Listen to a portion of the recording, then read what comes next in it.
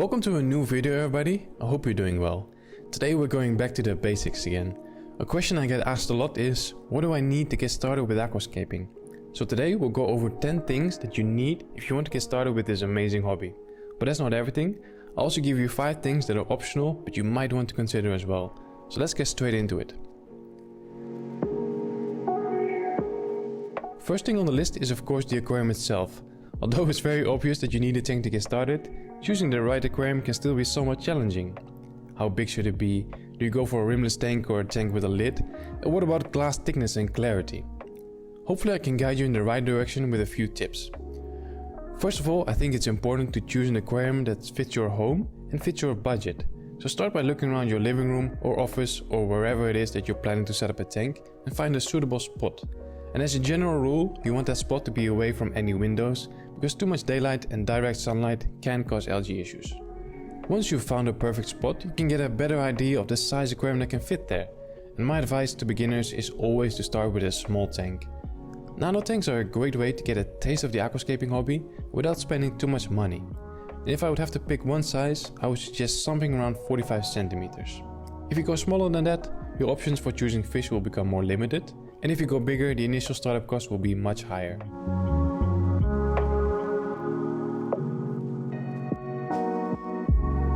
Then there's a choice of going for a rimless tank or a tank with a lid. For myself, I only have rimless tanks, but sometimes I really wish they had a cover. Although rimless tanks are very stylish, they do have a couple downsides. And the main things that bother me sometimes is the enormous amount of water evaporation and the occasional fish jumping out. The reason I don't have any tanks with a lid is just because they're usually complete systems with filtrations and lighting already built in, and most of the time the light is barely enough to grow plants and the filter just takes up a lot of space inside the aquarium. So I prefer rimless tanks just so I can choose my own light and my own filter.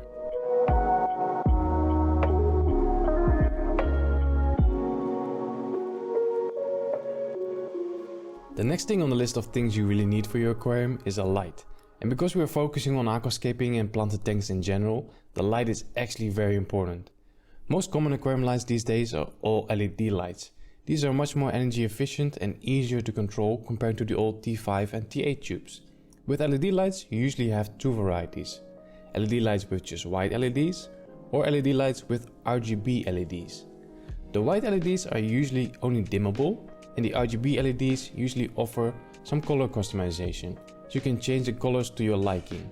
Now I don't want to make this very complicated, so instead of confusing you with lumens, kelvins and spectrums, I'm just going to recommend 2 brands that I and many other people had a lot of success with and that are pretty much available anywhere in the world.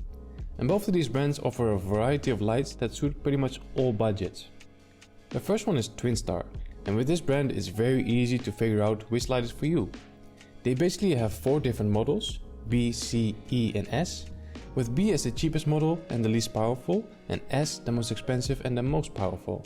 So if you're a beginner or you're going with a low-tech tank, the B series is perfect.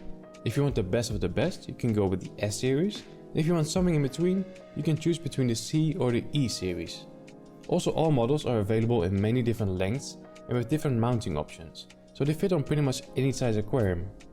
The second brand I recommend is Chihiros. Chihiros also has a lot of different models for both high and low budget. And what I really like about Chihiros lights is that they can all be controlled via an app, which works really well. I'm thinking of making an aquarium light buying guide, so let me know in the comments if that's something you would like to see.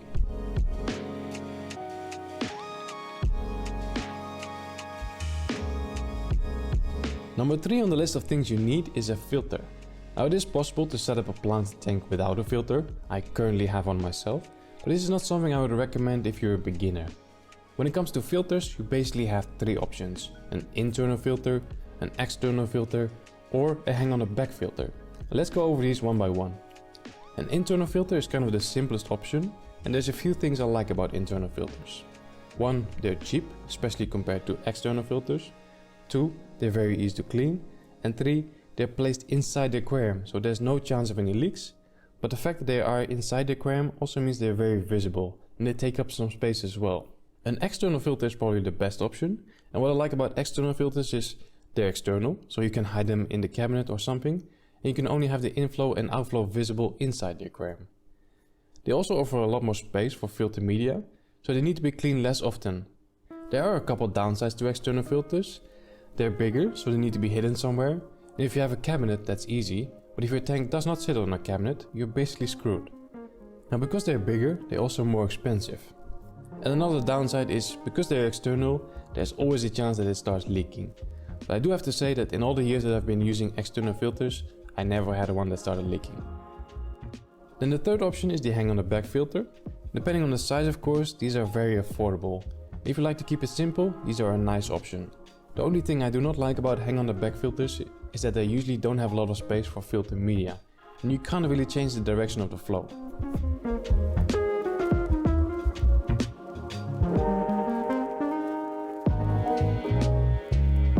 The next thing you need is a substrate. Our goal is to grow healthy plants, and healthy plants need to grow healthy roots. So especially in a planted tank or aquascape, a good substrate is quite important. But I do have to say that most plants will grow just fine in pretty much any substrate. I just have a few things for you to keep in mind. Me personally, I'm a big fan of using Aquasol, and in my opinion this is the best substrate for a planted tank. Aquasol is a complete substrate that doesn't require any rinsing beforehand, contains a ton of nutrients for the plants, and in general is just very easy to work with. It also lowers the pH and makes the water slightly more acidic, which is really good for plants. It is however a bit more expensive than most other substrates, so if you're on a budget, this might not be an option for you. Besides providing nutrients to the plants, the substrate is also home for a lot of beneficial bacteria, and this is something people often forget. If you have a healthy substrate with a lot of beneficial bacteria, you'll be rewarded with a very stable aquarium with crystal clear water. So how do we provide for these beneficial bacteria? Well, simply by choosing a substrate that is not going to compact over time, like sand. It's very difficult for fresh water to flow through sand and provide oxygen to the beneficial bacteria. So to sum up, I would suggest a relatively coarse substrate in the areas where you're going to keep a lot of plants. If you want to use sand, use that in the open areas where there will not be many plants. Number 5 on our list is Hardscape. Hardscape is what we call the natural materials that we use to create our layout, so basically rocks and wood. It's definitely possible to set up a tank without Hardscape and with just plants. This would be labeled as a Dutch style tank, but I decided to keep Hardscape on the mandatory list because most beginners do not go for a Dutch style aquascape.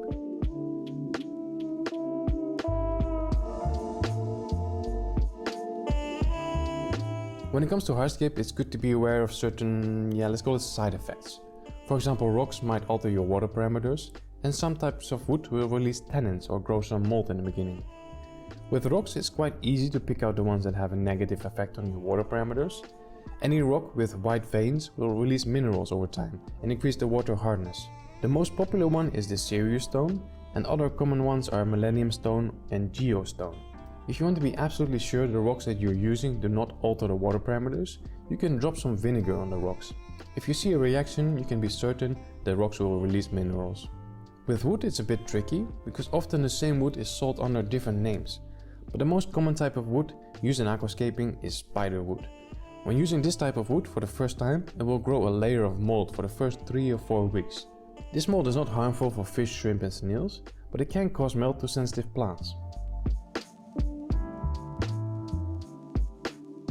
Lastly, I would always recommend to buy your hardscape in a shop rather than collect it from nature. In general, the hardscape materials that you buy in a store are safe to use underwater and will not start rotting over time. The next thing that is absolutely mandatory in a planted tank is plants.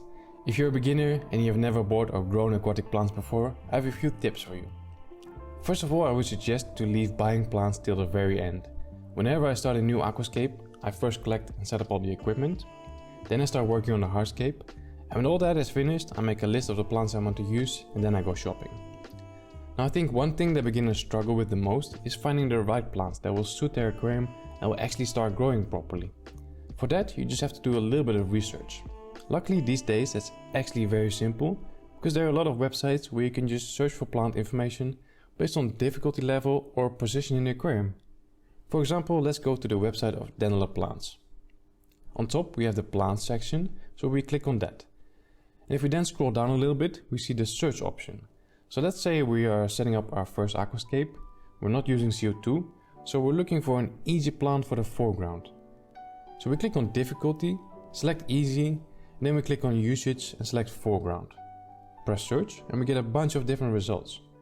So all these plants are easy to grow and are suitable for the foreground. Of course it depends a little bit on the size of the aquarium, but this way you can make a good plant selection before you go and spend your money. Because if there's one thing that's super frustrating, is when you see all those beautiful plants that you bought and spent a lot of money on slowly withering away because they are actually not suitable for your setup.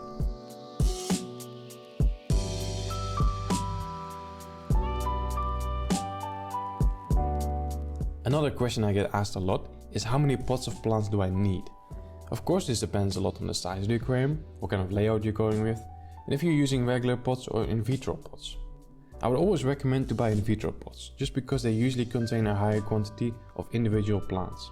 And as a general rule, one in vitro pot is enough to plant one palm size area, or an area of 10 by 10 centimeters. So if we take a standard 60 centimeter aquarium with a footprint of 60 by 30 centimeters, we would need 18 pots to plant this aquarium.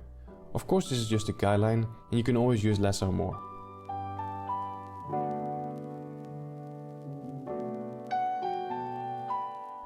Number 7 on the list of things you need is inhabitants. Before we can add fish, shrimp, snails or anything else for that matter, we need to make sure that the aquarium is cycled. An aquarium that is not cycled will usually contain traces of ammonia and nitrite, and both of these are highly toxic to our inhabitants. To get rid of these toxic elements, we need beneficial bacteria. These bacteria will convert ammonia and nitrite into nitrate, which is not toxic and actually a great fertilizer for plants. But getting enough of these beneficial bacteria just takes a bit of time, usually around 2 to 4 weeks. Of course there are ways to speed up this process, but this is not something I would recommend if you're a beginner. If there's one thing this hobby requires, it's definitely patience. So use these 2 to 4 weeks to gain more knowledge about the inhabitants you're planning to keep. What kind of food do they eat? What temperature do they prefer? And where do they come from in the wild? Once you figure out these things, you'll be much better prepared. You'll be able to take care of them in the best possible way. And just in case you don't know yet which fish you want to keep, I'll link a video in the top right corner and in the video description about my 15 favorite nano fish. Besides the fish, it's also good to consider an algae cleanup crew. Especially in a planted tank, you will get algae at some point. My favorite algae eaters are Otocinclus, Amano shrimp and Cleton snails.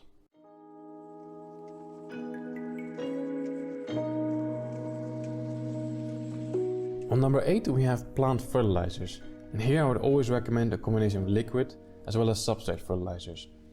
Substrate fertilizers will either be sold as capsules or tablets, and these can be added in the very beginning when you're preparing the substrate.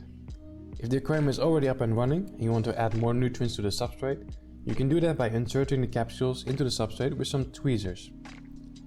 When it comes to liquid fertilizers, you have a few options.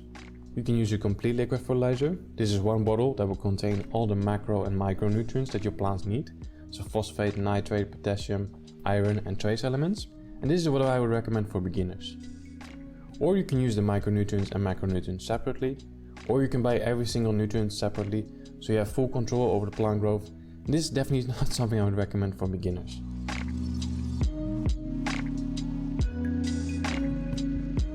Personally, I'm a big fan of having a lot of nutrients in the substrate and very little nutrients in the water column. And the main reason for that is algae control. Having a lot of nutrients in the substrate can't really cause any algae issues, while having a lot of nutrients in the water column can definitely cause algae issues. So if you want to know exactly how I dose fertilizers in my tanks, I'll leave a video on the top right corner of the screen as well as in the video description.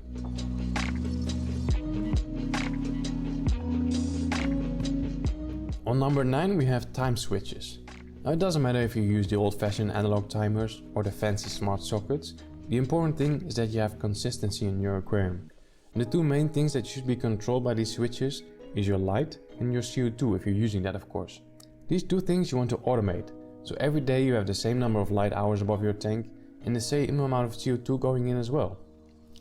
I have all my lights on an 8-hour photo period and they switch on at 1 PM and switch off at 9 PM. You can go for a longer photo period, up to 10 or 12 hours, but this depends on your light intensity. My lights are all quite powerful, so I only keep them on for 8 hours.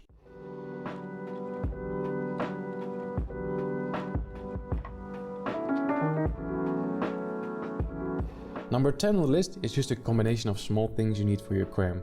mostly just to help you with maintenance. Starting with a hose and a bucket for your water changes.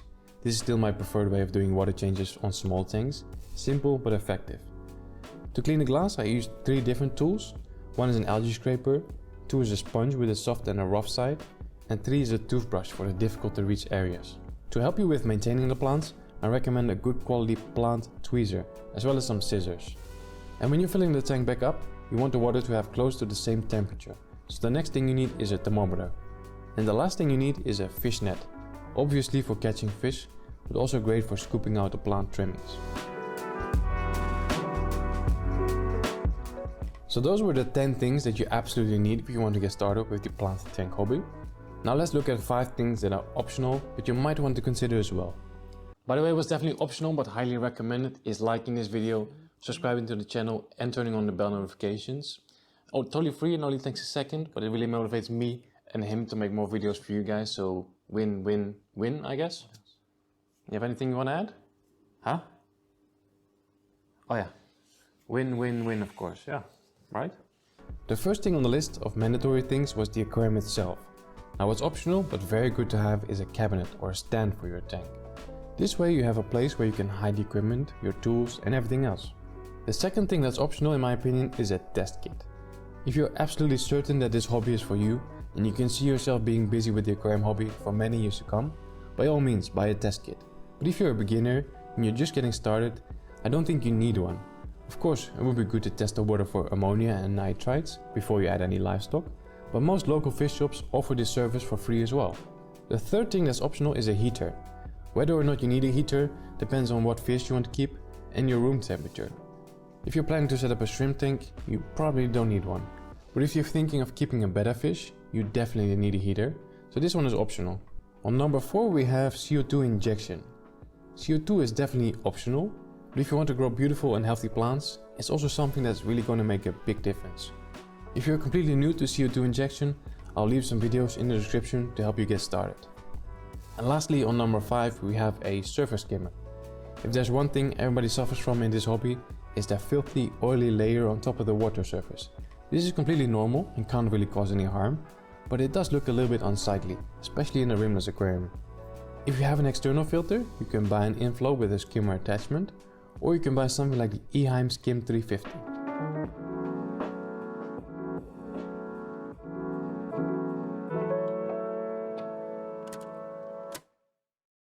So now you know everything you need in order to get started, but maybe you still need some inspiration. If so, click on this playlist. And if you need some more help with choosing the right CO2 system, I suggest you click on this video right here to go to my CO2 system buying guide. Wait, what do you mean your CO2 system buying guide?